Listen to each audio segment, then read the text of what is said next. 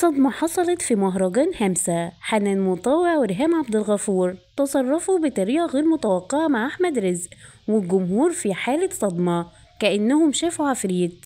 في أجواء فنية راقية وأمسية مليانة نجوم، شهد مهرجان همسة للفنون في دورته الأخيرة موقف غير متوقع قلب السوشيال ميديا رأسا على عقب، والكل اتكلم عنه كأنه أهم من التكريمات والعروض اللي اتقدمت في الليلة دي.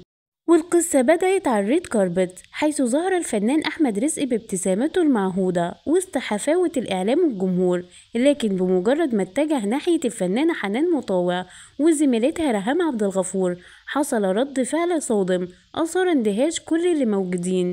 والكاميرات وقتها رصدت إن الاتنين حنان وريهام اتفاجئوا بشكل مبالغ فيه، لدرجة إن تعبير وشوشهم اتغيرت فجأة وكأنهم شافوا عفريت على حد وصف الجمهور اللي شاف الفيديو المنتشر.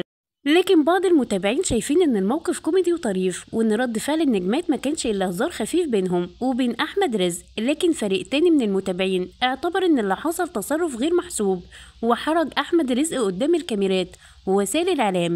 والتعليقات على فيسبوك وتويتر وانستجرام انهالت. واحد كتب: يا جماعة دي خفة دم مش اكتر، احمد رزق عارف انهم بيهزروا معاه.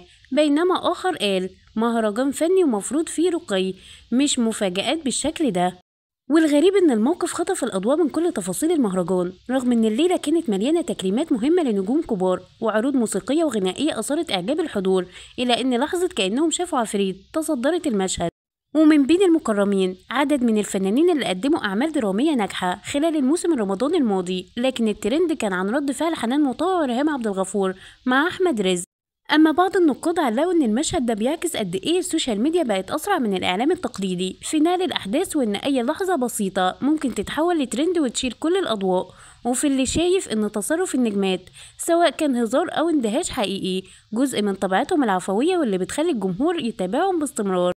والخلاصة إن مهرجان همسة للفنون كان المفروض يركز على الفن والإنجازات، لكن الموقف الغريب ده بيأكد إن الكاميرات مش بترحم، وإن أي تصرف صغير بيتحول لقضية رأي عام. وسواء طبعا كان بالهزار ولا لحظة اندهاش حقيقية، لقطة أحمد رزق مع حنان مطاوع وريهام عبد الغفور هتفضل من أبرز مشاهد المهرجان، وبتثبت إن النجوم في النهاية بشر، وردود فعلهم العفوية هي اللي بتخلي الجمهور حاسس بالقرب منهم.